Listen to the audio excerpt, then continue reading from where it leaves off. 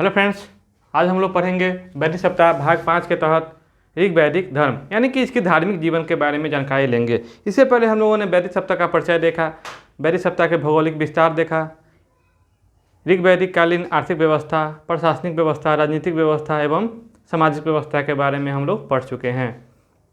और आज हम लोग धार्मिक व्यवस्था के साथ ऋग वैदिक सप्ताह का समाप्त करेंगे। तो चलते हैं धार्मिक व्यवस्था ऋग वैदिक धर्म के बारे में, यानी कि ऋग वैद काल में उसकी धार्मिक व्यवस्था कैसी थी। तो ऋग वैदिक लोग जिस सार्वभौमिक सत्ता में विश्वास करते थे, सार्वभौम सत्ता में विश्वास करते थे, वो एकेश्वरवाद थी। कौन सा वाद? एकेश्वरवाद। लेकिन ऋग वेद अनेक देवताओं का अस्तित्व मानता है। देख रहे हैं, एकेश्वरवाद होते हुए भी ऋग वेद अनेक देवताओं का अस्तित्व मानता था। ठीक है, जिससे स्पष्ट होता है कि वे लोग सार्वभौमिक सत्ता में विश्वास रखते हुए भी बहुलवादी थे, यानी कि अनेक देवताओं में विश्वास करते थे। ठीक है, ऋग वैदिक काल में देवियों की नगण्यता थी, यानी कि बहुत कम देवी की संख्या मिली है। ठीक है, सभी देवता प्राकृतिक शक्तियों के प्रतीक के रूप में माने जाते थे।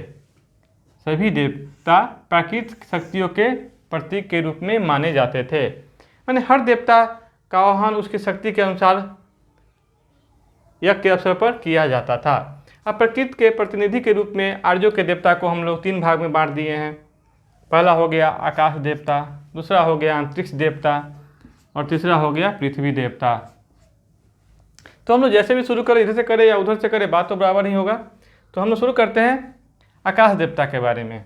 आकाश देवता में जो प्रमुख देवता आए हैं वो सूर्य हैं, वरुण है, मित्र हैं, आदित्य है, उषा, आश्विन। देख रहे हैं, तो सूर्य के बारे में सभी लोग जानते हैं। हम लोग ज्योग्राफी में सूर्य को पढ़ा भी है। तो वरुण के बारे में जानते हैं हम लोग। वरुण तीसरा प्रमुख देवता है। देख रहे हैं, वरुण कितना प्रमुख देवता है? इसका स्थान देवताओं के सर्वोच्च स्तर पर तीसरा है, जो जल निधि का प्रतिनिधि माना जाता है। किसका? जल निधि का। वरुण को ऋतस्य गोपा भी कहा जाता है। कौन सा गोपा? ऋतस्य गोपा। अर्थात प्रकृति में जो घटनाक्रम होता है उसका संयोजक किसको समझा जाता है? वरुण देवता को। और इसे असुर भी कहा जाता है। असुर का मतलब समझते हैं राक्षस। ठीक है, आगे आते हैं अंतरिक्ष देवता। इनमें इंद्र है, रुद्र है, मरुत है और वायु है। तो रुद्र का मतलब आप लोग समझते ही हैं, शिव। इंद्र ले लीजिए, तो ये सबसे महत्वपूर्ण देवता है।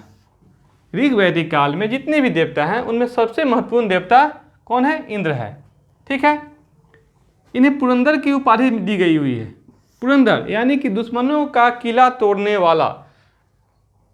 दुश्मनों का किला तोड़ने वाला। दुश्मन का किला कौन तोड़ेंगे? तो इंद्र भगवान। अगर किला तोड़ने के लिए आराधना करना हो, यज्ञ करना हो, पूजा करना हो, पाठ करना हो, तो किस देवता को आराधना करेंगे? तो इंद्र का, कि दुश्मन का किला टूट जाए। ठीक है, क्योंकि इनके पास जो हथियार है वो कौन सा हथियार है? वज्र, जो बहुत ही घातक हथियार है। इसीलिए दुश्मनों का किला तोड़ने के लिए इंद्र की आराधना की जाती थी। और अभी वर्तमान में या उस समय भी इंद्र को वर्षा देवता के रूप में भी माना जाता था, यानी कि जब भी वर्षा के लिए यह किया जाता है तो उसमें इंद्र भगवान की ही पूजा की जाती है। ऋग वेद में जो सबसे ज़्यादा सूक्त हैं देवताओं के लिए, उसमें सबसे ज़्यादा सूक्त किसके हैं? इंद्र का, यानी कि 250 सूक्त, 250 सूक्त हैं। और भी इंद्र की और भी उपाधियां हैं, जैसे रथश्रेष्ठ, कुशल रथ योद्धा, विजेंद्र, महान विजेता। देख रहे हैं, महान विजेता।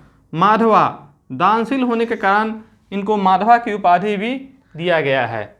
अब आते हैं पृथ्वी देवता।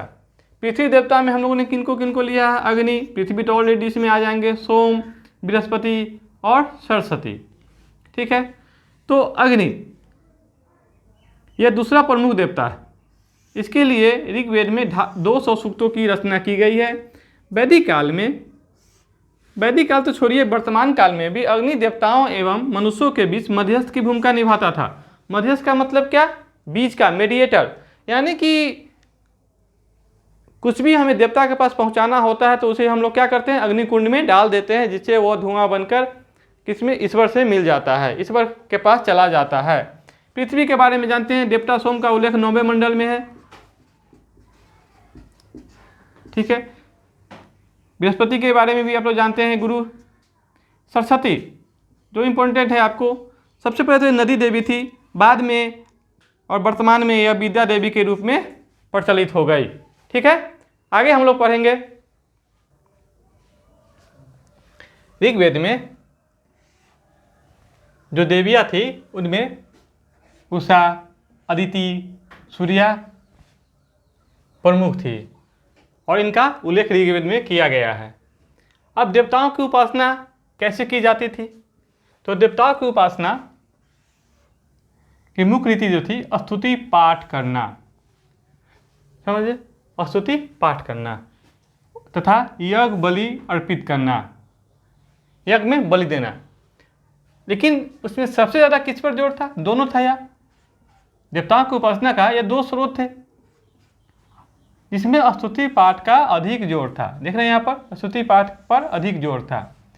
ठीक है।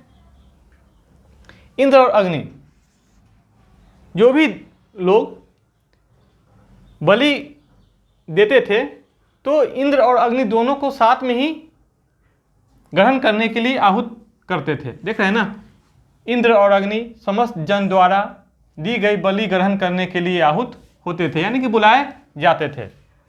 ठीक है। बलि में या आहुति में शाक, जौ आदि वस्तुओं को मिलाकर दिया जाता था। वर्तमान में भी यही है, 4-5 लगभग 5 तत्व मिलाए जाते हैं, जैसे तिल, जौ, अक्षत, घी। तो उस प्रकार अभी भी वही है जो उस समय थे, तो उस समय जो साधन उपलब्ध होंगे उसी के आधार पर बलि या आहुति दी जाते थे। एकाहुति के अवसर